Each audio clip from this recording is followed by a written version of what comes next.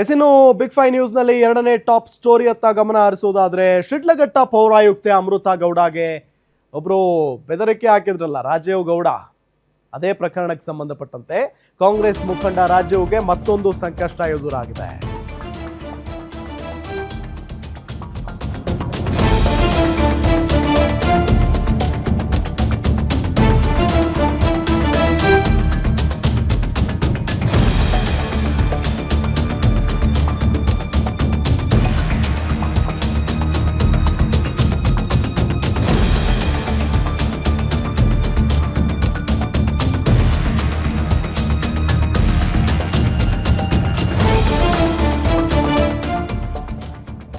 ನ್ಯಾಯಮೂರ್ತಿ ಎಂ ನಾಗಪ್ರಸನ್ನ ಅವರಿದ್ದ ಹೈಕೋರ್ಟ್ ಪೀಠ ಆದೇಶವನ್ನ ಹೊರಡಿಸಿದೆ. ಶಿಡ್ಲಘಟ್ಟ ಪೊಲೀಸ್ ಠಾಣೆಯಲ್ಲಿ ದಾಖಲಾಗಿದ್ದಂತ 2 ದೂರು. ಶಿಡ್ಲಘಟ್ಟ ಪೌರಾಯುಕ್ತೆ ಅಮೃತ ಗೌಡಗೆ ಸುಟ್ಟಾಕಿಬಿಡ್ತೀನಿ, ಬೆಂಕಿ ಹಚ್ಚಿಬಿಡ್ತೀನಿ, ಚಪ್ಪಲಿ ಓಡಿಸ್ಬಿಡ್ತೀನಿ ಅಂತ ಹೇಳಿ ಕಾಂಗ್ರೆಸ್ ಮುಖಂಡ ರಾಜೀವ್ ಗೌಡ ಬೆದರಿಕೆಯನ್ನ ಹಾಕಿದ್ರಲ್ಲ. ಹೈಕೋರ್ಟ್ಗೆ ಎಫ್ಐಆರ್ ರದ್ದು ಕೋರಿ ಅರ್ಜಿ ಸಲ್ಲಿಸಿದ್ದ ಅರ್ಜಿ ವಜಾ ಆಗಿದೆ. ಈಗ ಮಹಿಳೆಗೆ ಕೆಟ್ಟದಾಗಿ ಮಾತನಾಡಲು ನಿಮಗೇನು ಅಧಿಕಾರ ಇದೆ? ಆರೋಪಿಯನ್ನ ಹೈಕೋರ್ಟ್ ತರಾಟೆಗೆ ತೆಗೆದುಕೊಂಡಿದೆ. ನಿಮ್ಮ ಅರ್ಜಿ ಯಾವುದೇ ಕಾರಣಕ್ಕೂ ಅಂದ್ರೆ ಯೋಗ್ಯತೆ ಇಲ್ಲ ಅನ್ನೋ ನಿಟ್ಟಿನಲ್ಲಿ ಹೇಳಿದ್ದಾರೆ. ಅಂದ್ರೆ ಇಲ್ಲಿ ವಜಾ ಮಾಡಿದ್ದಾರೆ. ಈಗ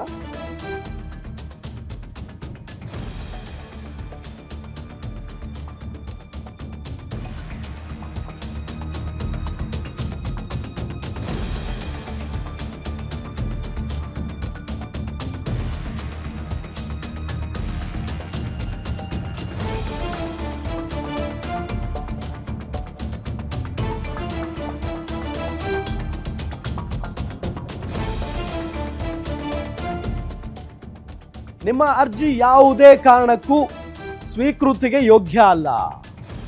ತನ್ನ ವಿರುದ್ಧದ 2 ಎಫ್ಐಆರ್ ಏನು ದಾಖಲಾಗಿದೆಯಲ್ಲ, ಸೊ ಈಗ ದಾಖಲಾಗ್ತಾ ಇದ್ದಂತೆ ಈ ವ್ಯಕ್ತಿ ಮನುಷ್ಯ ನಾಪತ್ತೆ ಆಗಿರೋದು. ನಾನೇನೋ ತಪ್ಪೇ ಮಾಡಿಲ್ಲ, ಹೇಳ್ತಾ ಇದ್ರಲ್ಲ ಉದ್ದೇಶಪೂರ್ವಕವಾಗಿ ಮಾತಾಡಿಲ್ಲ, ಅಕ್ಕ ತಂಗಿ ಇದ್ದಂಗೆ ನನಗೆ ಅಮೃತ ಗೌಡ ಅವರು ಅಂತ ಹೇಳಿ ಏನು ಮಾತಾಡಿದ್ರಲ್ಲ, ಸಮರ್ಥನೆಯನ್ನ ಮಾಡ್ಕೊಂಡಿದ್ರಲ್ಲ ರಾಜೀವ್ ಗೌಡ, ಈಗ ತಲೆಮರೆಸ್ಕೊಂಡಿದ್ದಾರೆ. ತಪ್ಪೇ ಮಾಡಿಲ್ಲ ಅಂತ ಅಂದ್ರೆ ಬನ್ನಿ ಸರೆಂಡರ್ ಆಗಿ ಕೋರ್ಟ್ ಮುಂದೆ ಕ್ಷಮೆ ಕೇಳಿ.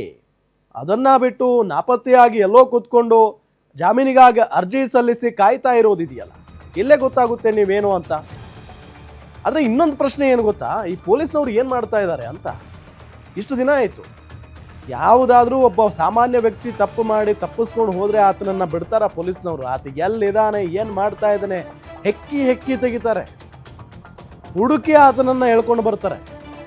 ಅಂದರೆ ಈತ ರಾಜಕೀಯ ಪ್ರಭಾವಿ, ಕಾಂಗ್ರೆಸ್ನ ಮುಖಂಡ ಅನ್ನೋ ಕಾರಣಕ್ಕೆ ಇನ್ನೂ ಕೂಡ ಈತನನ್ನು ಪತ್ತೆ ಹಚ್ಚಿಲ್ವಾ? ಪತ್ತೆ ಹಚ್ಚಿದ್ರೂ ಕೂಡ ಈತ ಎಲ್ಲಿದ್ದಾನೆ ಅಂತ ಗೊತ್ತಿದ್ರೂ ಕೂಡ ನೀವು ಇನ್ನೂ ಅರೆಸ್ಟ್ ಮಾಡಿಲ್ವಾ? ಹಾಗಾದರೆ ಪೊಲೀಸ್ನವ್ರು ಇಷ್ಟೊಂದು ವೀಕ್ ಹಾಗಾದರೆ, ಅಲ್ಲಿ ಚಿಕ್ಕಬಳ್ಳಾಪುರ ಪೊಲೀಸ್ನವರು ಇಷ್ಟೊಂದು ವೀಕಾ?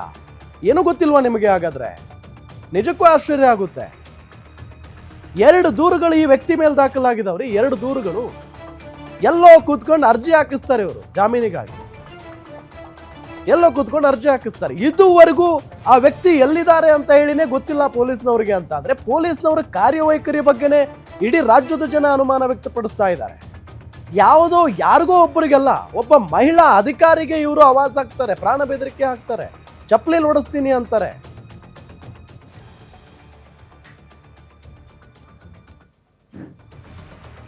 ಇದೇ ವಿಚಾರಕ್ಕೆ ಸಂಬಂಧಪಟ್ಟಂತೆ ಡೀಟೇಲ್ಸ್ ಕೊಡ್ತಾರೆ ನಮ್ಮ senior crime reporter Ajay Kumar, ನೇರ ಸಂಪರ್ಕದಲ್ಲಿ ಜಾಯ್ನ್ ಆಗಿದ್ದಾರೆ. ಅಜಯ್, ಈ ವ್ಯಕ್ತಿ ಎಲ್ಲೋ ಕೂತ್ಕೊಂಡು ಅರ್ಜಿಯನ್ನ ಸಲ್ಲಿಸಿದ್ರು, ಯಾವ ರೀತಿಯಾಗಿ ತರಾಟೆಗೆ ತೆಗೆದುಕೊಂಡ್ರು ನ್ಯಾಯಮೂರ್ತಿಗಳು ಅಂತ ಇವತ್ತು?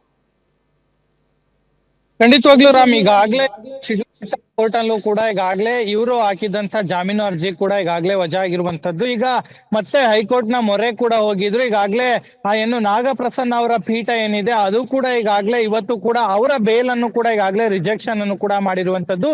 ಯಾಕಂದ್ರೆ ಸಾಕಷ್ಟು ವಿರೋಧಗಳು ಕೂಡ ವ್ಯಕ್ತ ಆಗ್ತಾ ಇತ್ತು. ಯಾಕಂದ್ರೆ ಓರ್ವ ಸರ್ಕಾರಿ, ಅದರಲ್ಲೂ ಕೂಡ KS ಅಧಿಕಾರಿಗೂ ಕೂಡ ಈ ರೀತಿಯಾದಂತಹ ನಿಂದನೆ ಮಾಡಿರುವಂತದ್ದು ಸಾಕಷ್ಟು ಒಂದ್ ರೀತಿ ಆಕ್ರೋಶಕ್ಕೂ ಕೂಡ ಕಾರಣ ಆಗಿತ್ತು. ಕೇವಲ ಒಂದು ಬ್ಯಾನರ್ ವಿಚಾರಕ್ಕೆ ಈ ಮಟ್ಟದ ಅಂದ್ರೆ ಕೀಳು ಮಟ್ಟದ ಬೈಗುಳು ವಿಚಾರವನ್ನ ಒಬ್ರು ಬೈತಾರೆ, ಅದು ಕೂಡ ಒಬ್ಬ ಮುಖಂಡ ಅಂತ ಅನ್ನಿಸ್ಕೊಂಡಂತ ವ್ಯಕ್ತಿ ಈ ರೀತಿ ಮಾಡ್ತಾನೆ ರಾಜೀವ್ ಗೌಡ ಅಂತ ಹೇಳಿ ಯಾರು ಕೂಡ ಅನ್ಕೊಂಡಿಲ್ಲ. ಆದ್ರೆ ಈ ರೀತಿಯಾದಂತ ವಿಚಾರಗಳು ಪ್ರಸ್ತಾಪ ಆಗ್ತಿದ್ದಂತೆ ಆತ ಕೂಡ ಏನು ಕ್ಷಮೆ ಕೂಡ ಕೇಳಿದ್ದ. ಈಗಾಗ್ಲೇ ಆತ ಕೂಡ ಅಬ್ಸ್ಕಂಡ್ ಆಗಿ ಅಜ್ಞಾತ ಸ್ಥಳದಲ್ಲೂ ಕೂಡ ಇದ್ಕೊಂಡು ಅವರ ವಕೀಲರ ಮುಖಾಂತರ ಈಗಾಗ್ಲೇ ಅರ್ಜಿಯನ್ನು ಕೂಡ ಹಾಕಿಸ್ತಾ ಇದ್ದಾರೆ.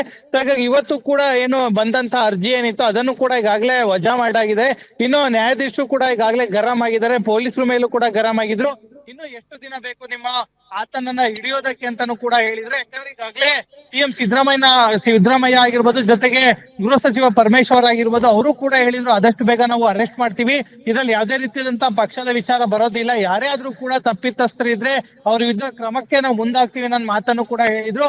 ಅದರಂತೆ ಕೂಡ ಈಗಾಗಲೇ ನ್ಯಾಯಾಲಯ ಕೂಡ ಅದನ್ನ ಎತ್ತಿ ಹಿಡಿದಿದೆ ಅಂತಾನೆ ಹೇಳ್ಬೋದು. ಯಾಕಂದ್ರೆ ಸಾಕಷ್ಟು ಮಾಧ್ಯಮದಲ್ಲೂ ಕೂಡ ಬಂದಂತ ಸಂದರ್ಭದಲ್ಲಿ ಆತ ಕೂಡ ಈಗಾಗಲೇ ಅಪ್ಸ್ಕೊಂಡ್ ಆಗಿರೋದ್ರಿಂದಾಗಿ ಇವತ್ತು ಕೂಡ ಆತನ ಬೇಲ್ ರಿಜೆಕ್ಟ್ ಆಗಿರುವಂತದ್ದು. ಸೊ ಹೀಗಾಗಿ ಪೊಲೀಸರು ಕೂಡ ಈಗಾಗಲೇ 3-4 ಟೀಮ್ ಮಾಡಿದೀವಿ ಅಂತ ಹೇಳಿದ್ದಾರೆ. ಸೊ ಬೇರೆ ಬೇರೆ ರಾಜ್ಯ, ಬೇರೆ ಬೇರೆ ಜಿಲ್ಲೆಗಳಲ್ಲೂ ಕೂಡ ಆತನ ಈಗಾಗಲೇ ಹುಡುಕಾಟವನ್ನ ಮಾಡ್ತಿದ್ದಾರೆ. ಆತನ ಲಾಸ್ಟ್ ಲೊಕೇಶನ್ ಆಗಿರ್ಬೋದು, ಟವರ್ ಡಂಪ್ ಆಗಿರ್ಬೋದು, ಎಲ್ಲವನ್ನು ಕೂಡ ಈಗಾಗಲೇ ಕಲೆಕ್ಟ್ ಮಾಡಿ ಈಗಾಗಲೇ ಆತನ ಬಂಧನಕ್ಕೂ ಕೂಡ ಈಗಾಗಲೇ ಬಲೆಯನ್ನ ಬೀಸಿದ್ರೆ, ಅದು ಕೂಡ ಆತ ಚಾಣಕ್ಷತನದಿಂದ ಈಗಾಗಲೇ ಬೇರೆ ಬೇರೆ ಕಡೆಗಳಲ್ಲಿ ಮೂವ್ಮೆಂಟ್ ಕೂಡ ಆಗ್ತಿದ್ದಾನೆ ಅನ್ನೋ ಮಾಹಿತಿ ಕೂಡ ಇರುವಂತದ್ದು.